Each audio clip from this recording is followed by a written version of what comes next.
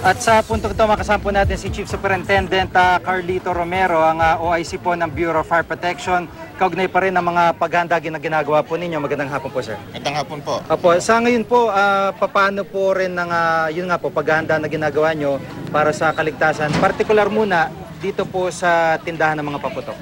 Una po, nag-conduct na po tayo ng inspection doon sa pinagkukuhanan nila, doon po sa pinagmamanufacturan, pinag-assembluhan ng mga paputok. At ngayon po dito sa mga tindahan po na to ay nag-isa-isa na po kami, tingnan po namin ang kanilang mga papeles at tinignan din po namin ang procedure ng kanilang pagbebenta ng mga fireworks. Opo. So far, kumusta po naging resulta ng inspection? So far po, may mga nakita po kaming maliliit na hindi compliance, no? At sinabihan po namin sila na kailangan mag-comply kagad at ginagawa naman din po nila na yung mga compliance na yun. Opo. Yung klase po ng paputok na binibenta po nila, so far wala naman kayong nakita na bawal o masyadong malakas o talagang nakakapinsala po? So parang kanila pong, ang nakita po namin na kanila pong binibenta ay yung pong sangayon po sa batas, ay yung pinagbabawal ay wala pa po kami nakita. Opo. At kahit po yung mga stalls nila, yung electrical, yung mga ibang factors, kasama po ba sa inspection? Kasama po yung sa inspection na ginawa namin, kasama rin po yung mga pamatay sunog o appliance, katulad po ng tubig at fire extinguisher sa aming ginawang inspection. Opo. Kumpara ho sa mga nagdaang taon, na masasabi ho na mas mahigpit po ba kayo ngayon taon para sa mga ganitong patakaran? Nagkaroon po tayo ng masinsin na pag-conduct na inspection at dinamihan po natin ating mga personnel para makapagawa po nitong fire prevention. Apo. Isa po sa mga binabawal ng BFP, alam po yung mga sky lantern. Meron din po ba kayo monitoring sa ganito mga... Meron po. Sangayon po sa ating fire code ay pinagbabawal po yung open burning.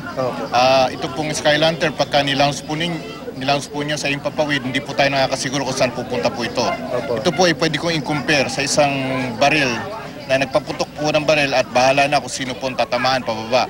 Ganon din po yung sky lantern. Pag nilaunch po niyo yan, bahala, ang mangyari po niyan, bahala na kung saan po babaksak yan. Mari pong magkasunog yan kung saan man yan pumunta. Opo.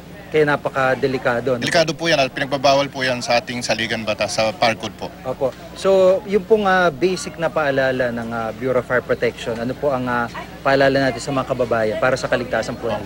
Karaniwan po sa sunog na na-encounter po namin ay yung pong mga fireworks ay dapat po yan sa himpapawid pumupunta, hindi po yan dapat mapunta sa mga bahay o sa yard o sa lugar na pwede po magkaroon ng sunog, combustible. Ang paalala po namin, mas makakabuti po na kung kayo po ay walang training o sapat na kaalaman sa paggamit po ng mga fireworks, ay wag na po kayong gumamit nito. Meron po mga designated places o mga lugar na pwede pong manood kayo ng fireworks at makapag-enjoy po kayo doon na wala pong sakuna na mangyayari. Ang Bureau of Fire Protection po ay merong procedure na pinagagawa sa inyo bago yung before, during, and after.